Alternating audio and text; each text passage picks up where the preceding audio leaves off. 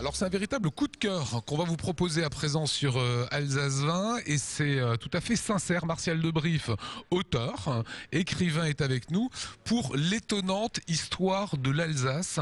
Je vous prédis, je vous le dis de suite, le meilleur pour ce bouquin. Merci beaucoup, Alors, je suis ravi. Faites-nous le pitch et après je vais rentrer dans le détail. C'est un livre incroyable, des origines à nos jours. Oui. C'est un travail très documenté, c'est pas mal de boulot en amont. Oui, il y a beaucoup de recherches effectivement sur cet ouvrage.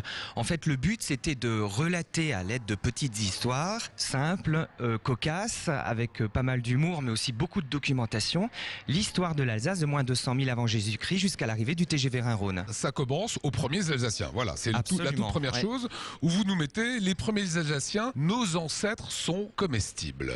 Et oui, parce que à l'époque, on mangeait les morts. Voilà, et donc j'ai voulu un petit peu relater cette histoire. C'est illustré par un dessin de presse du journal Alsace ou des dernières nouvelles d'Alsace. C'est exact. Et à chaque page, eh bien, une petite histoire. Bienvenue aux Celtes, c'est quoi? Eh bien, c'est simplement en fait la présence des Celtes en Alsace, comment ils sont arrivés, où ils étaient, comment ils se logeaient, etc. C'est très intéressant. À chaque fois, en fait, l'Alsacien va pouvoir retrouver ses racines, aller à la découverte de ses ancêtres, et en même temps, c'est illustré, c'est plein d'humour. Donc, on part des Alamans, on va sur les Celtes. Page d'après, c'est l'Empire romain. Oui, bien sûr, avec aussi les bains de Niederbronn. Alors, à chaque fois, en fait, vous allez pouvoir redécouvrir aussi les lieux où ont vécu les Alsaciens, où ont vécu nos ancêtres, les endroits, les personnes aussi, hein, tout est développé. Alors, tout est développé. Vous avez un coup de bol incroyable. C'est qu'il y a Sébastien Loeb dedans, septuple champion du monde. Alors évidemment, on le sait tous qu'il a eu 7 titres.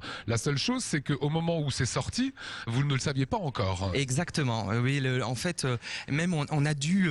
C'est un livre qui est en perpétuel en fait mouvement, et on a eu même des corrections en dernière minute juste avant que ça n'aille en fait chez l'imprimeur. Effectivement, c'est un livre qui va évoluer aussi. Hein. Il y a le pétrole voilà, à Pechelbronn. Tout à fait. Ouais. Il y a Louis XV se marie à Strasbourg. Louis XV, mais également Marie-Antoinette. Hein. Il faut savoir que en revenant d'Autriche, Marie-Antoinette est arrivée à Strasbourg.